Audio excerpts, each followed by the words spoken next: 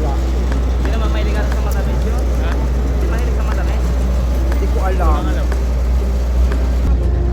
Narito na nga guys ang Salt Company sa amin. At ayan guys, nakikita nyo pilang-pila ngayon sa pamimigay ng libreng ice cream. Ayan guys, so libre guys lang, kaya pipila na rin kami. At guys, take note, mainit ang panahon, kaya kailangan natin ng pampalamig, pamparefresh. Ayan guys, so may kabayan tayo dyan na nagsiserve sa amin ng ice cream. At ayan na nga guys, kami lahat dyan. Nakikita nyo naman, di ba?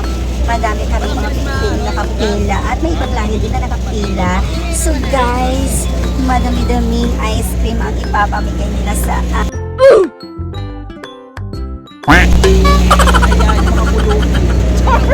iba dyan ay mga bagay na katulad na lang ni Ate Girl, ni Mama Mia, bagong dating sa work. So ayan, pila agad para makaunang kumuha ng ice cream. At ayan po guys, si Kabayan.